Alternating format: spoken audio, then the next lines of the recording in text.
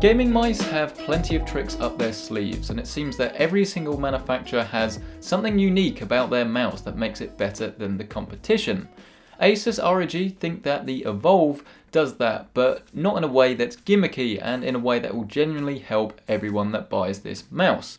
So the key thing with the Evolve is that it evolves. It has a total of 4 top plates that you can arrange in any order you like, giving you a different comfort level, and it makes the mouse more suited to different sorts of hands. And as everyone's hands are different, obviously this is hopefully going to result in more people having a comfortable, relaxing fit, rather than spending a load of money on a mouse and then not liking what they end up with.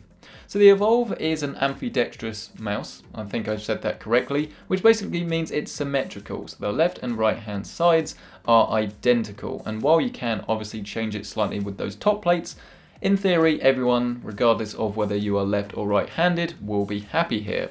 So on the left and right hand side you've got a rubberized textured finish that fits very nicely in the hand, along with 2 buttons, a backwards and forwards button. Now on the top we do have some RGB lighting, but it is very subtle. If you're after something that's a lot more bling, then look at something like Corsair's Glaive, or look at Asus's own Gladius 2 that have a lot more going on here, but this is a lot more subtle because obviously the top plate's removed, so it's going to be a little bit more difficult to get something that is very ominously glowing. The left and right clicks feel very good when you are using them. There's a decent amount of travel, but the switches themselves aren't swappable like something like ROG's Gladius 2 that does allow you to change out the switches for something different, or if you develop a fault.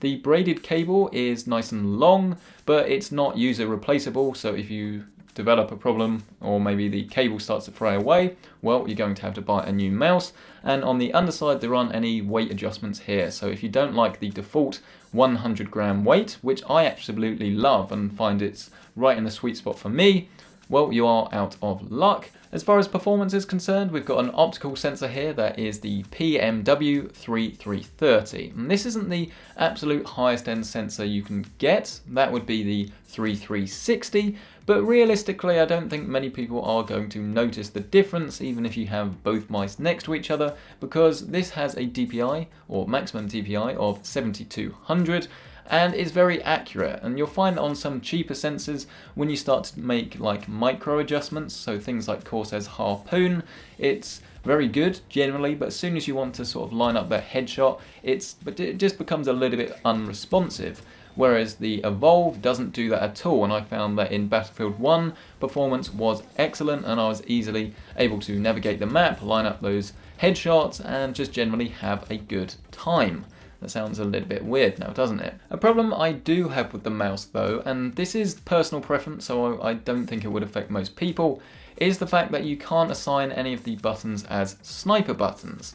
A lot of mice, things like Corsair's M65 and then ROG Gladius 2, you have a dedicated sniper button. This doesn't have it, fine. But what I would like to be able to do is assign the backwards or forwards buttons to actually do this function, whereas for some reason you can only toggle the DPI. You can't have it as a sniper button like you can with the Gladius 2, which is a little bit strange as it is the same software. Hopefully Asus can fix this, and when they do I'll leave it in the description. But going back to the headline feature of the Evolve, those removable top plates. Do they actually make this mouse stand out? And do they make it any better, I guess, as a result? Well, obviously the downside is you're essentially paying for plates you are probably never going to use. Once you've done the initial test to find out which one you like, then you're probably never going to use the others. But bearing in mind that everyone's hands are completely different shapes and sizes, and we live in a world of just ordering something on Amazon and getting it next day because the reviews are good, it means that more people are probably going to be happier with this than a mouse that only has a single shape. And I do like the fact that the removable top plates do actually change the feel of the mouse, whereas with Corsair's Glaive, it didn't really make that much difference because you were only swapping out the sides. I do think that the idea is slightly half-baked. If we had an option for maybe different button combinations, different sides and different tops, all while having weight customizability, for me that would be the ultimate truly customizable mouse. But I think that what ROG have done here is definitely the best execution of this idea so far.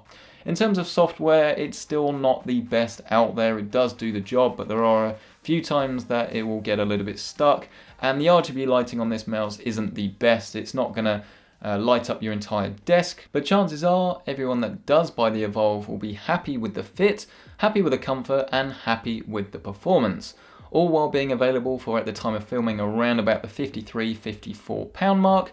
I think there's a lot to like here, which is why overall it does win the top purchase award. If you're new to PC gaming or you're not really sure what sort of mouse you're after, this is a great option for you. As always, a massive thank you to Asus ROG for sponsoring the channel and supplying this review sample. A massive thank you to you guys for checking out this review. You can find the reviews of the Glaive and other mice in the top right hand corner of this video. Like the video if you like it, dislike it if you didn't. Subscribe for more videos just like this, and I'll see you next time. So essentially what's happened is the Apple event is in about 6 minutes. I'm trying to get this video done well, but not rushed. And then this cat has just decided to come and sit on my lap and essentially ruin everything, which is a big shame. Gonna have to get rid of him.